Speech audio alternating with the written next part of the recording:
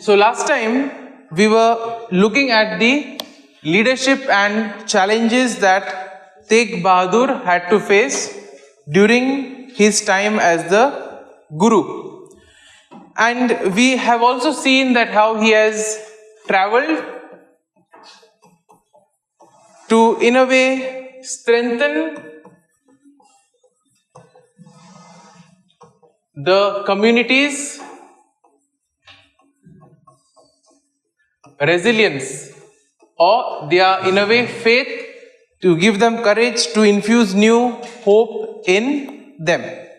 Now, we also saw that he not only faced challenge from outside, but also from within the community itself. There was an attempt to assassinate him, and what does he do? So in a way, there was an attempt to assassinate him and a plot was hatched, but we see that when he came to know about it, he also forgave and pardoned the would-be assassin.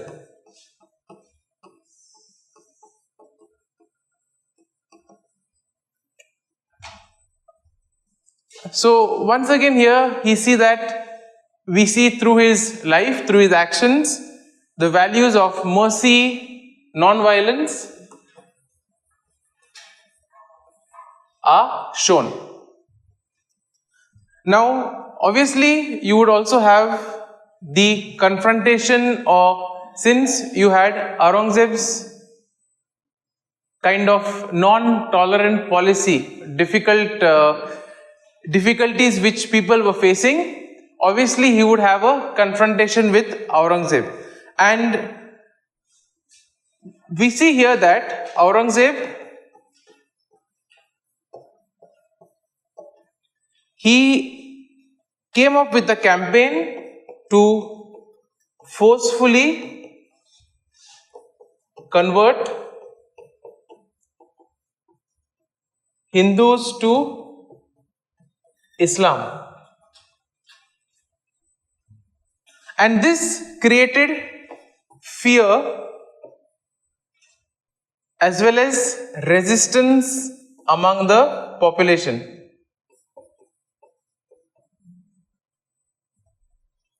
So particularly we see that in Kashmir, many Hindus sought refuge and guidance. So the Hindus were targeted, they were asked to forcefully convert to Islam. And in response, to the plea for refuge, to the plea for guidance, we see that Tegh Bahadur now decides to confront Aurangzeb.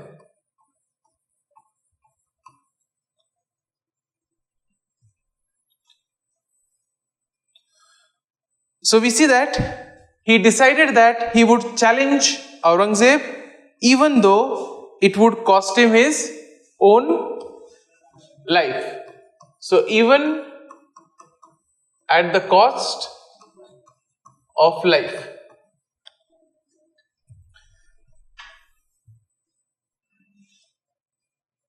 So he declared that if Aurangzeb could convert him to Islam, then all other Hindus would follow.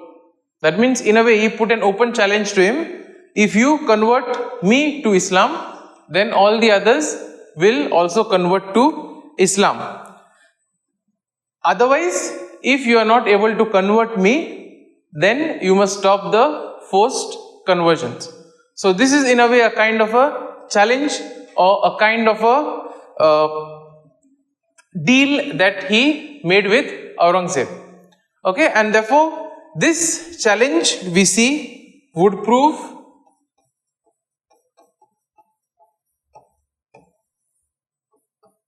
quite costly. How? We see that this bold gesture or this bold challenge that he placed before Aurangzeb, in a way, eventually led to him being arrested first and imprisoned by Aurangzeb. Now, he was also subject to severe torture.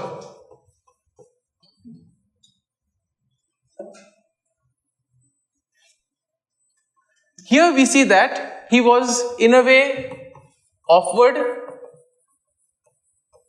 wealth as well as power, but what was the condition? Any guesses? If he would convert. Okay?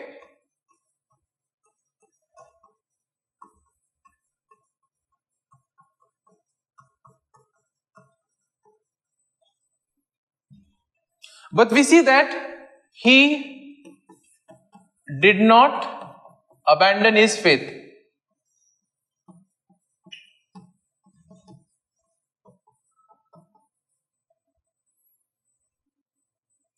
And therefore, this gesture of his becomes a kind of a sign or symbol of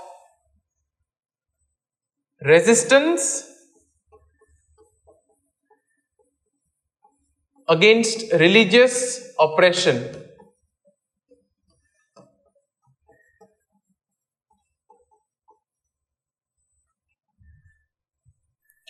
And it is said that on November 24th, 1675, he was publicly executed.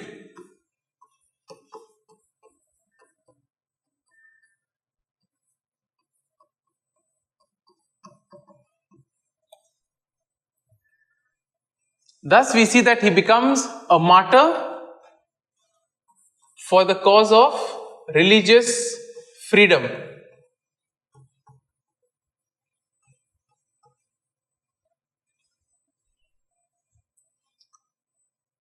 So therefore, this act of sacrifice was in a way not just for the Sikh community, but we see that it was for the whole oppressed population. That means for all who wanted religious freedom, all who wanted to practice their faith without any force. So for all of them, it was a kind of a sacrifice of his life. So he sacrificed his life so that the others may be able to have religious freedom. And therefore, we see that his martyrdom is one of the most significant aspects of Sikh history. Now, is he the first Guru to be martyred? No. He is the second Guru to be martyred. So, we see that his sacrifice is again remembered as something that is done for religious freedom, and at the same time, we see that his death becomes now a turning point in the relationship between the Mughals and the Sikhs.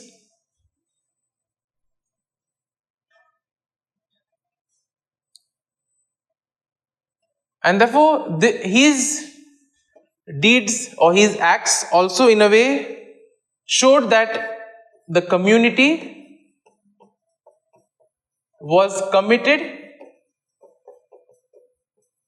to justice as well as protection of the oppressed.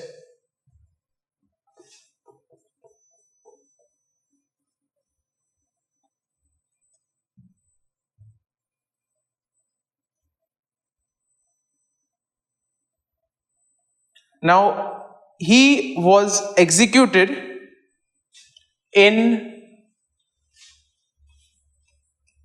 Gurdwara Sis Ganj Sahib.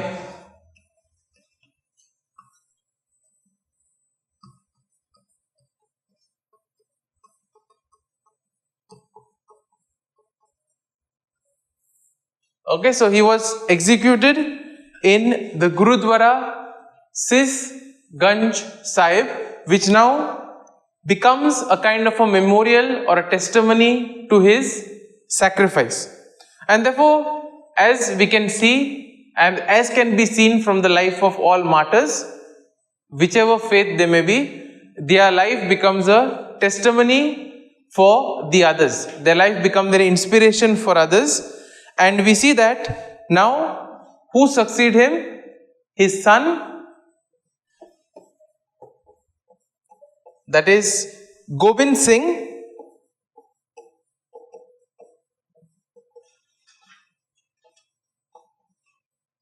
becomes the next Guru.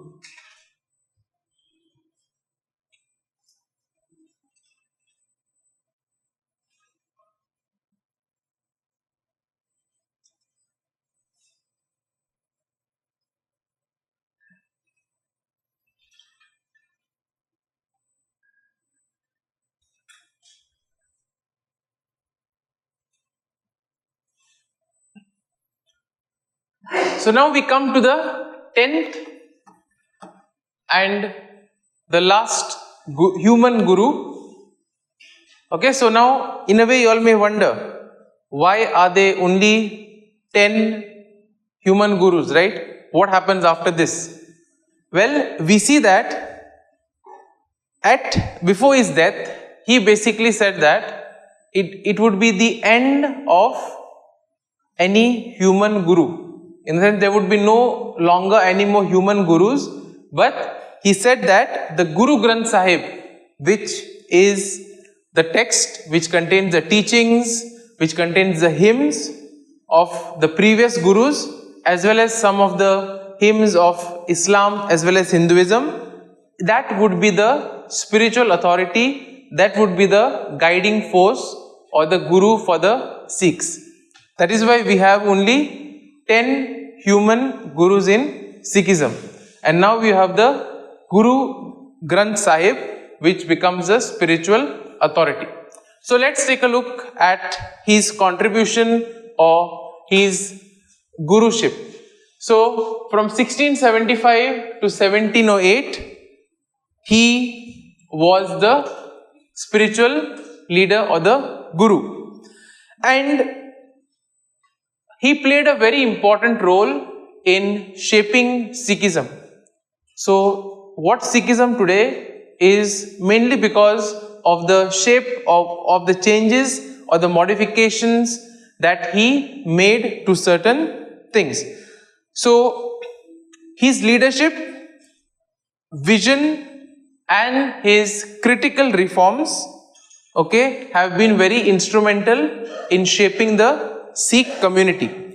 So it is said that he, as we have seen, son of Guru Tegh Bahadur,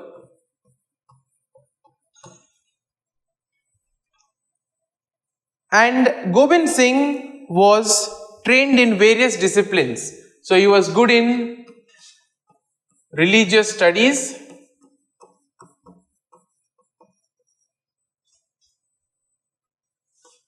languages, as well as the art of war or combat. Again, we see that he was well versed in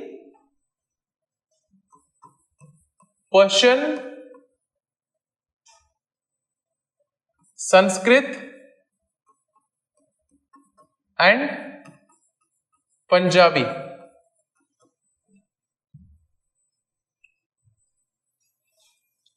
And he was also known for his skill of, so his skills included horsemanship,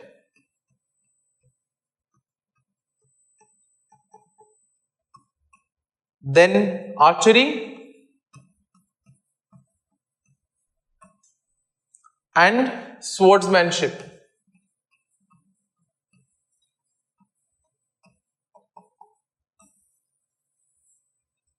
That means good with swords, also a very good archer.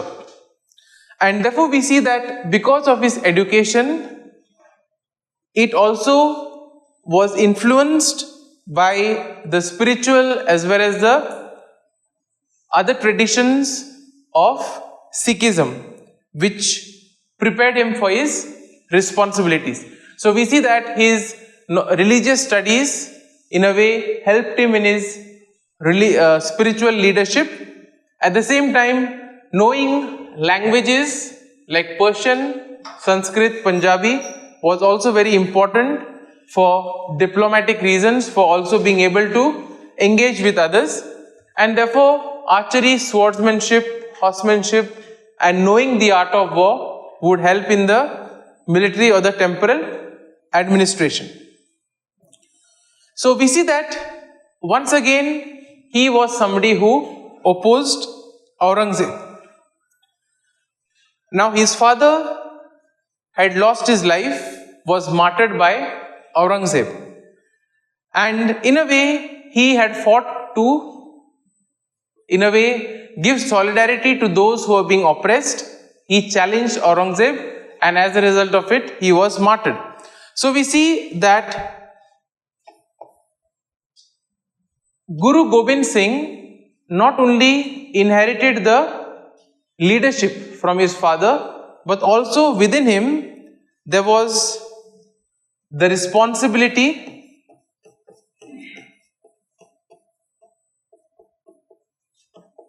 to resist the efforts of Aurangzeb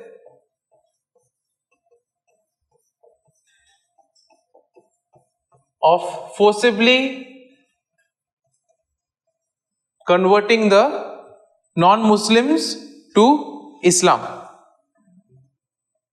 Okay, so this was one of his responsibility that came with his role as a guru.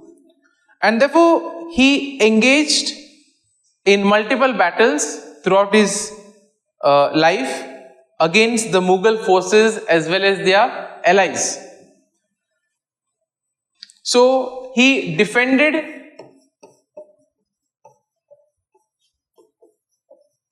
religious freedom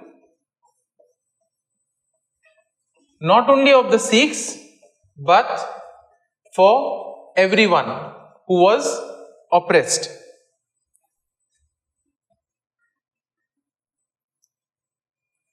And therefore his military leadership also was known for a sense of justice as well as for the skills that he had. So at the same time he helped to develop the community's skills at war or the martial capabilities of the community. Now one of the most important contribution of Guru Gobind Singh is the Guru Granth Sahib. So we see that he formally installed the Adi Granth as the Guru Granth Sahib. Okay, so as we know, what did the Adi Granth contain?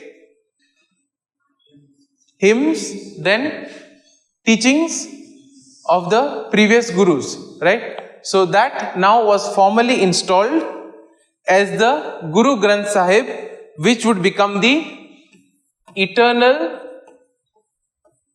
Guru of the Sikhs.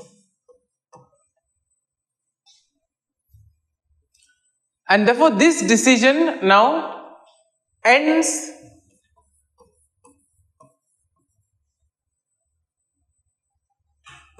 the line of human gurus.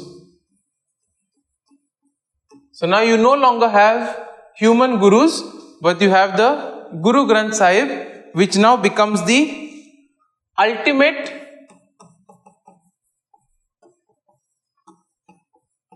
spiritual authority of the Sikhs.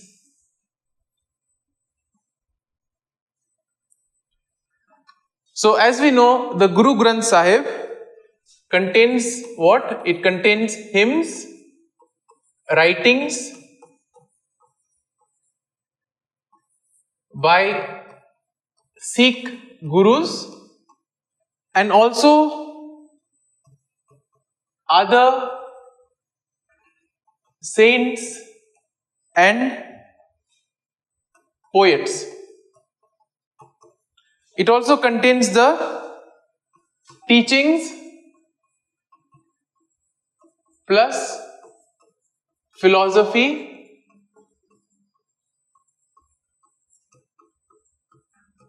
of Sikhism.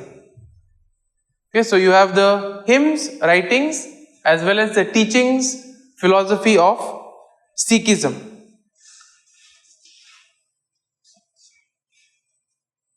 So now we see that by making the Guru Granth Sahib as the ultimate spiritual authority, we see that he says now that the community will be guided by the scripture rather than an individual. Okay, and this idea showed the divine spirit of the Guru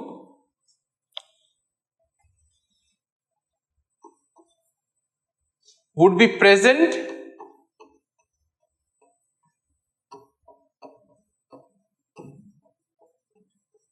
wherever the Guru Granth Sahib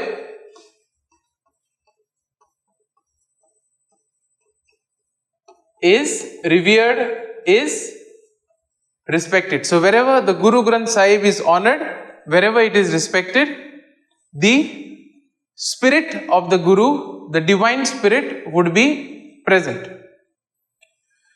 And now we come to the most important, in a way, transformation or the most transformative decision which Guru Gobind Singh undertook. And what is that? It is the creation of the Khalsa.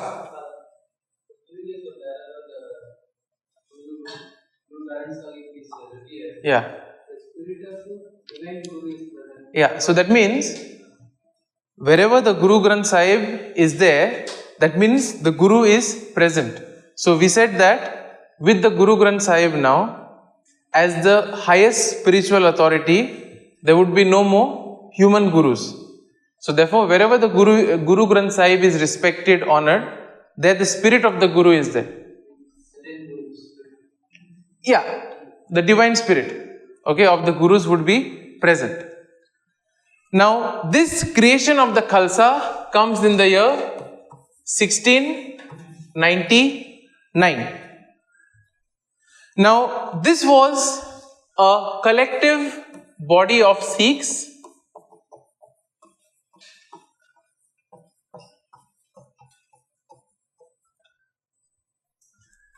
that had variety of functions.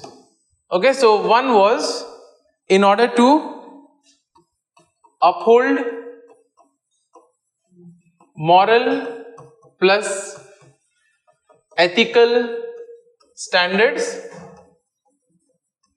That means to make sure that there is everything going according to the teachings, according to the principles of Sikhism. Next was to defend the justice, fight against oppression, as well as to defend the righteousness of Sikhism. And therefore this creation of Khalsa in a way was significant because now it transforms the community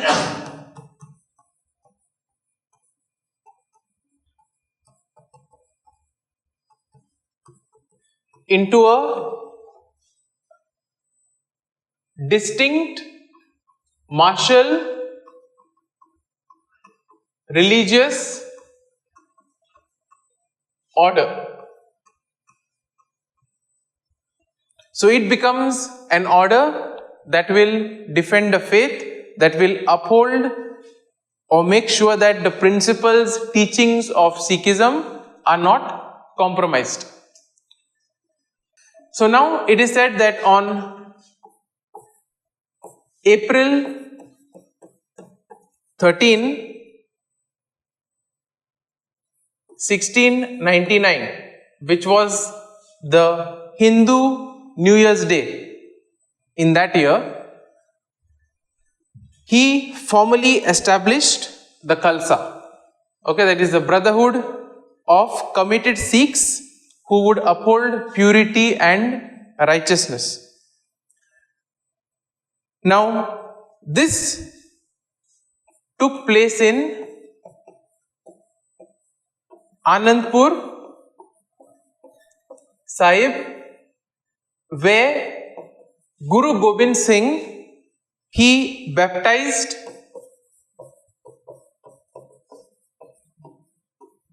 5 Sikhs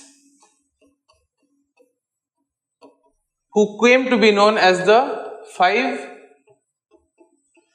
beloved ones.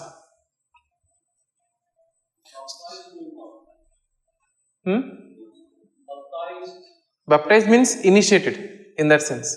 Okay, not the idea of baptism that we have, but in a way initiated them into this Khalsa. And therefore we see that now these 5 are called as the 5 beloved ones, and they are the first members of the Khalsa. Okay, yes.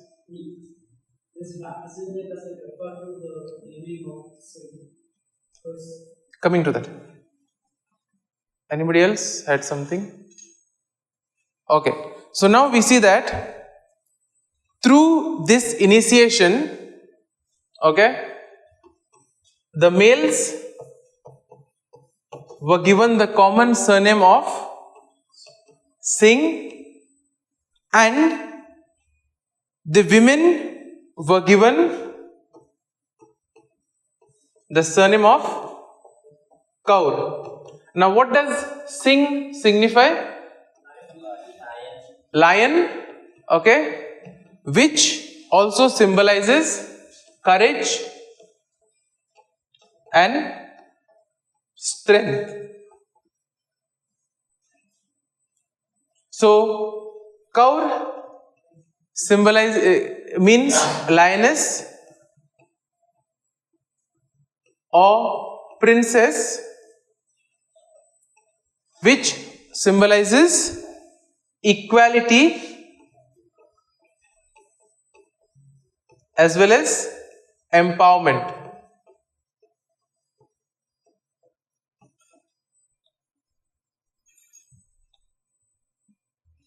So we see that here the Khalsa becomes now not only a military force or not just a spiritual unit, but it is a combination of spiritual as well as temporal power. Now what is the significance of the Khalsa, you may ask?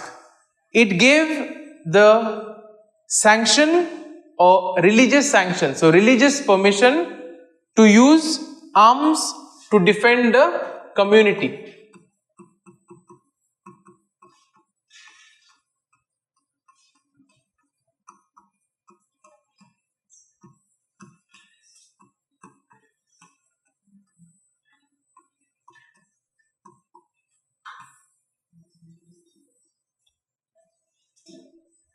Okay, so the kind of a religious permission to defend the Sikh community and the Sikh values. Now, we see that Guru Gobind Singh, although he was a spiritual leader, he also took part in various military campaigns to protect his followers. So, it is said that he also lost a lot during these military campaigns. Also, he lost his 4 sons, okay, and eventually he was forced to leave Punjab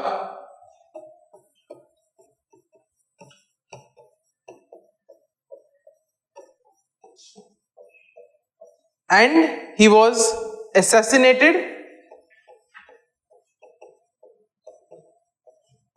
in Nanded, that is in Maharashtra, on October 7, 1708.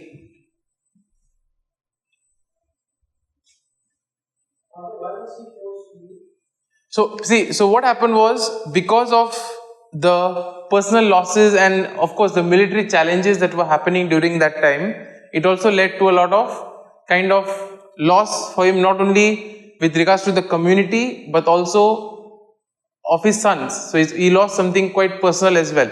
So in that way, he was in a way forced to come out of that because his military challenges were all not very successful.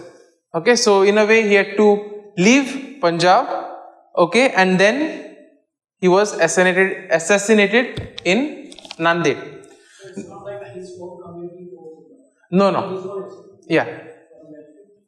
So we see that before his death, as I also said earlier, he made a declaration that now the human line of gurus would end and the Guru Granth Sahib, the holy scripture, would become the eternal Guru.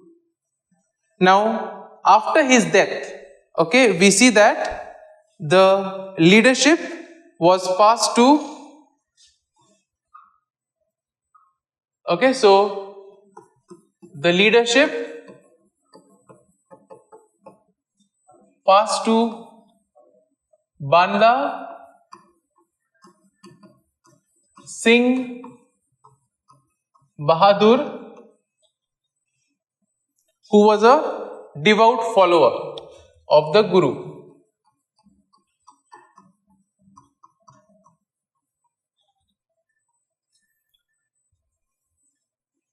So in a way we see that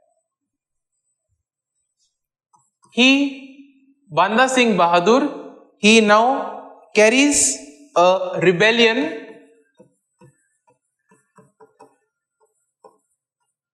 against the Mughals, and in a way a large area of Punjab is captured.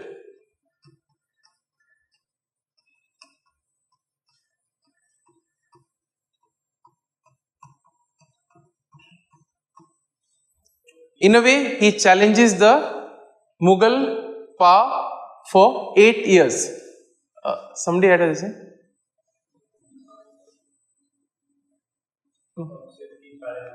Yeah.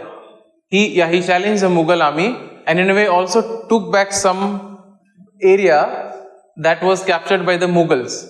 We see now there is a shift. Okay, the earlier one was just in order to uphold a kind of religious values. Here this becomes a bit of an extremist movement also. Not exactly a Cold War, I would say, but now this is a situation where they take extreme measures. Now tomorrow when we look at those 2 clips, we'll get a better picture of this. Okay, so keep this thought in mind. Yeah. So we see now here, this continued for 8 years, okay? This rebellion continued for 8 years, but eventually he, along with his 700 followers,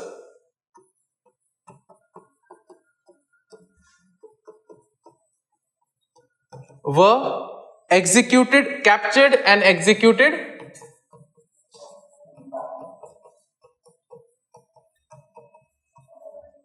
in Delhi in 1716. So now it is said that after the death of Banda Singh Bahadur, the Khalsa now retreats to the hills for a time, and they emerged to the plains only once the Mughal Empire was in the decline. So it is said that somewhere around 1738 to 39, after the invasion of Nadir Shah of Persia, this gave them an opportunity to reorganize. So therefore the Khalsa now forms a military group known as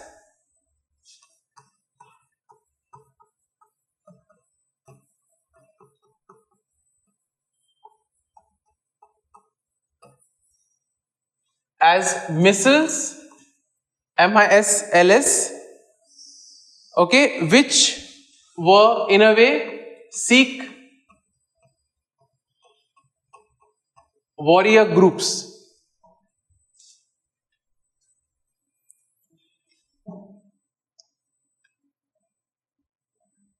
Okay, so finally let's come back to Guru Gobind Singh. Okay, we see that after the death of Aurangzeb, so okay, let's say that. So his final years, okay, before he went to Nanded, we see that it was marked by a kind of a oppression or a continuous resistance to the Mughal oppression. So after the death of Aurangzeb,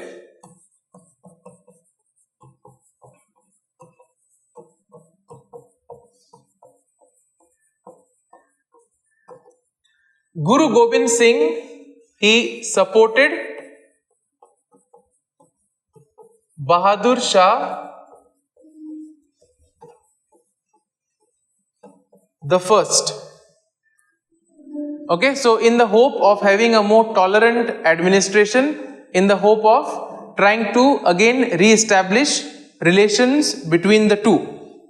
But again we see that the persecution of the Sikhs continued under Bahadur Shah the first, and therefore we see that he faced numerous challenges. Also the loss of his 4 sons. Now he was then assassinated, as we saw in Nanded, by Wazir Khan, who was a Mughal governor. Okay, so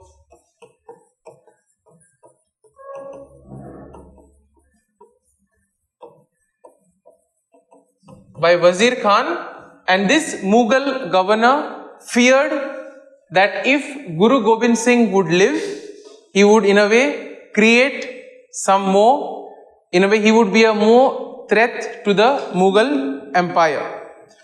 So therefore we see that with him marks the end of the human lineage of the Gurus. Okay, so this is all with regards to the 10 Gurus and their contribution.